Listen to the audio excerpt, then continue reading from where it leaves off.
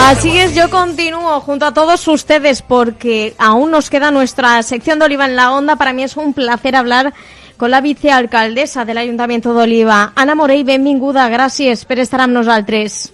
Bon dia, moltíssimes gràcies a vosaltres, Jessica, és tot un plaer. Anna, teníem ocupat el regidor de Sanitat, el teu company Miguel, que sempre és un plaer parlar amb ell a l'hora de tractar tota aquesta problemàtica de la crisi sanitària que s'està succeint ja no soles a la comarca de la Safor, sinó a nivell nacional i internacional. Estem parlant d'una pandèmia mundial.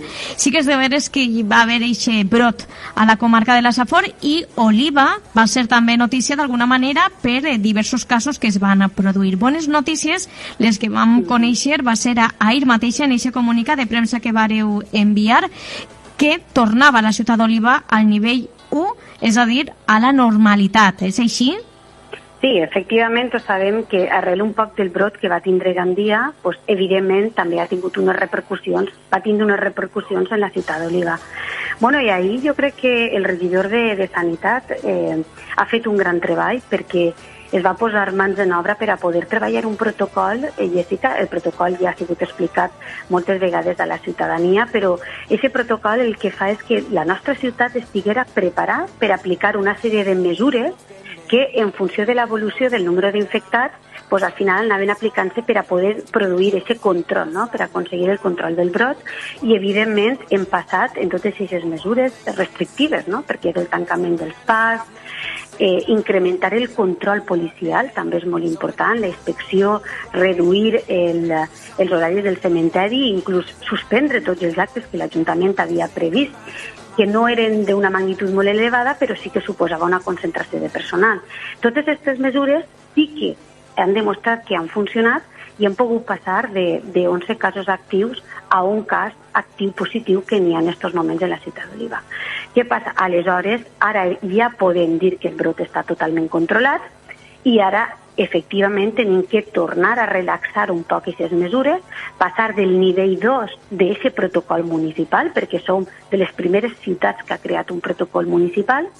És nivell, torna a incidir, no és la fase de l'estat de quan estàvem en l'estat d'alarma, sinó és un nivell 2 i tant el coordinador del centre de salut es va informar que ja estàvem en condicions de passar al nivell 1, relaxar les mesures i tornar a obrir els parcs infantils, l'horari normal del cementeri, tornar a recuperar algunes activitats municipals i l'agenda un poc municipal per també activar un poc tant l'administració, l'Ajuntament i com no, la ciutat d'Oliva. Aleshores, és una acció molt positiva, és una notícia molt positiva de poder tindre controlat el brot i, el que sí que jo vull agrair també és tot el treball que s'ha fet tant de protecció civil, de la policia local, de la Guàrdia Civil, perquè també aquestes inspeccions, aquest control, també efectivament ha donat uns bons resultats.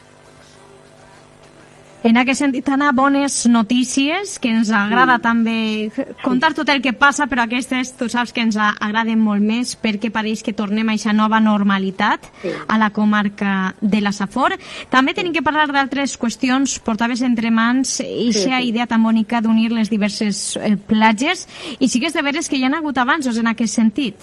Sí, evidentment, quan jo dic que hem aplicat mesures extraordinàries de la situació i un protocol, és cert que no hem deixat de treballar en altres accions paral·leles i tenim coses molt positives per anunciar a la ciutadania. En el tema d'infraestructures, bé, ja ho llançaves, vam aconseguir en la Unió de Piles Oliva de les platges perquè és un projecte que intentem tirar endavant en aquesta legislatura. I bé, farà unes setmanes estigueren també reunits en el diputat, en Rafa García, el diputat de Carreteres, perquè no sols és que hem aconseguit part del finançament d'aquest vial que unirà les dues platges, no sols és que hem aconseguit recurtar 4 anys la tramitació, perquè ja la Conselleria de Territori ens va ja confirmar que no necessitem modificar el pla general, per tant la tramitació va ser molt curta, sinó que també hem aconseguit fa 2 setmanes que estiguérem en el diputat de Carreteres que la redacció del projecte d'Unió de Piles Oliva es farà càrrec la pròpia Diputació. I tots els estudis per a salvar la inundabilitat també es farà càrrec la pròpia Diputació. Aleshores, també és molt positiu trobar aquest recolzament en la institució com és la Diputació, que també té uns recursos superiors als de, possiblement als del nostre Ajuntament. Però també estem treballant, Jessica, en coses molt positives, perquè també ens preocupava molt la situació de les escoles, també ens preocupava poder invertir en les nostres escoles. L'educació és un dels pilars fonamentals d'un sistema, d'una societat. I també és cert que des de l'àrea de contratació, que jo també gestionem, doncs bé, ja estem en fase d'acabar la licitació de les obres de l'edificant de millora del Col·legi Lluís Vives per valor de 583.000 euros, que suposarà també tindre l'elevador, renovar les portes, les finestres, la construcció de l'aulari, un vestuari del gimnàs, és a dir, una sèrie d'infraestructures que necessiten molt les nostres escoles. I també hem adjudicat també la reparació de la coberta del IES Gabriel Siscar. També estem en fase de la licitació de les obres de l'edificant del Col·legi de les millores del Col·legi de Santana. Ara estàvem esperant l'estudi geotècnic perquè per la situació en què està aquest edifici geogràfica que està en la fita de la muntanya de Santana, també és cert que necessitava aquest estudi geotècnic, però ja també estem en la fase de licitació de les obres. I com no, també l'escoleta infantil del Caragol, aquestes obres ja estan executant-se per un valor de 60.000 euros.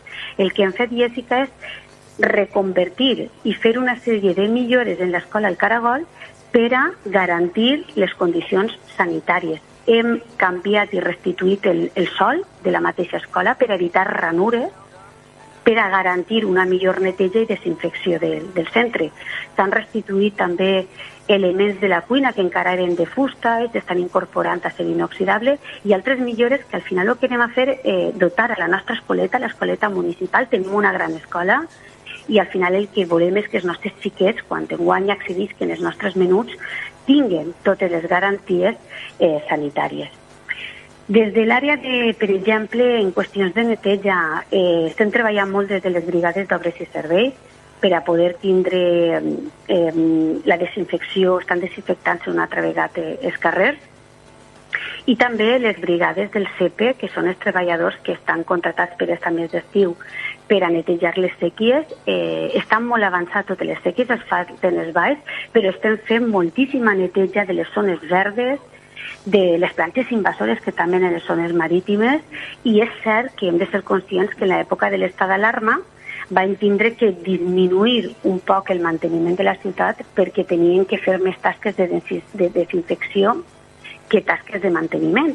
I també és cert que en qüestions del teletreball, del confinament, de que hi havia treballadors vulnerables, ha hagut o va haver una merma un poc del manteniment de la ciutat. Hem de reconèixer-ho i ara el que estem fent és una puesta a punto. És a dir, estem eliminant els arbres que estan en mal estat de la nostra ciutat i fent la poda, també anem a iniciar la poda de l'arbrat, i el que estem fent un poc és deixant la nostra ciutat un poc en les condicions més òptimes, perquè hem estat uns quants mesos que no hem pogut destinar els recursos ni el temps a aquest tipus de tasques.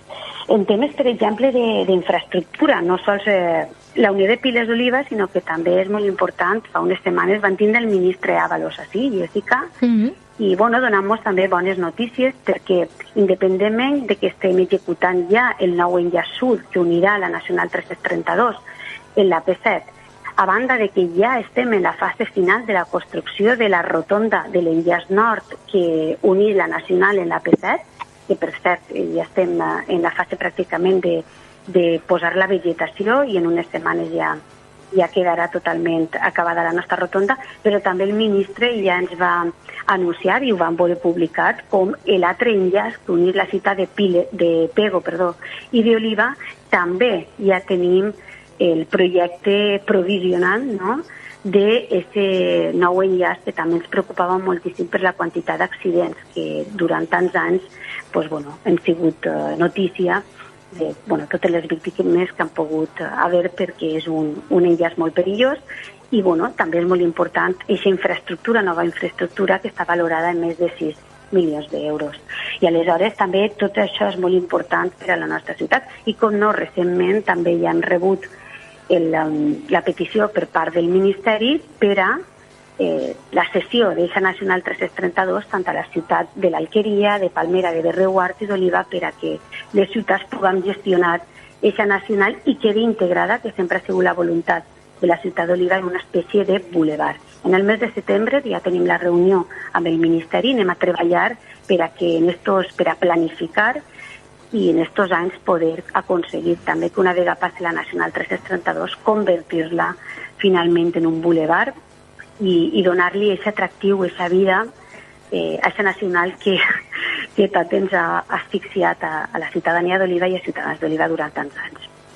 Anna, hem fet un recorregut per tot el que porteu entre mans. Estem en estiu, encara que la tasca continua, perquè hi ha uns veïns i veïnes que així, veritat, ho necessiten pel que fa a la seva ciutat en aquest sentit.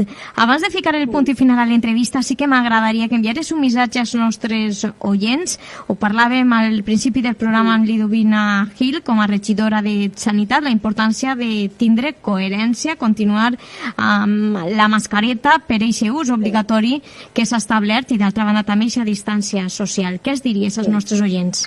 Efectivament, Jessica, jo crec que tu ho has dit molt bé. Hem pogut controlar este brot, hem passat de 11 a un cas, però sense la col·laboració ciutadana serà impossible, i és impossible, poder superar aquesta crisi sanitària. Necessitem de la conscienciació i per això fem molta pedagogia, pràcticament diàriament, per a que les persones siguin conscients de tot el que ens estem jugant. Jo el foc avui el posaria en la gent jove i sí que li ho demanaria a la gent jove, perquè la gent major sí que som conscients, no?, de que sí que tenen interioritzat l'ús de la mascareta, la importància, no?, de les distàncies de seguretat, de mantenir les condicions d'higiene, però jo vull fer una especial menció a tota la gent jove que estigui escoltant-nos en aquests moments. Som una gran ciutat, som una gran terra, som un gran país, però hem fet grans esforços per a poder haver superat la crisi sanitària aquests mesos. S'han dut moltíssimes víctimes a aquesta crisi sanitària i a aquesta malaltia. I, per favor, demanar a la gent jove, independentment que entenem que necessitem tindre aquestes relacions d'amistat i en els amics i reunions perquè les necessiten per a la seva vida, demanem prudència. Demanem que les poden tindre, però sempre mantenint la mascareta, mantenint evitar els botellons, evitar intercanviar aquesta espècie de productes entre unes persones i l'altres. El que demanem és un poc de responsabilitat. Ells no són conscients de que possiblement per a ells no els afecta, pràcticament la majoria van a ser asimptomàtics, però si això arriba als seus familiars, als seus amics, als més majors, pot ser totalment letal. I jo demano aquesta comprensió de la gent, perquè és cert que estan fent molts esforços també les nostres activitats com els xiringuitos per a poder controlar tot, que vull felicitar-los públicament per les mesures i perquè estan demostrant un gran control, però és cert que necessiten també que la gent jove responga, no s'acumule, intente dispersar-se, perquè si no, sense la col·laboració d'ells va ser molt complicat el control. I només volia donar aquest missatge a la nostra gent jove, que facin aquest exercici de reflexió i que al final, si no col·laborem tots i no ens unim tots, no podrem eixir d'esta. I al final, tots els esforços que s'han fet estan destinats per a salvar vides. I jo crec que ahir tots, qualsevol esforç serà mínim, ínfim, comparat amb salvar les vides de les nostres famílies. Així és, Anna. Moltíssimes gràcies per haver estat amb nosaltres. Un plaer parlar amb tu. Un plaer. Moltíssimes gràcies a vosaltres. Gràcies.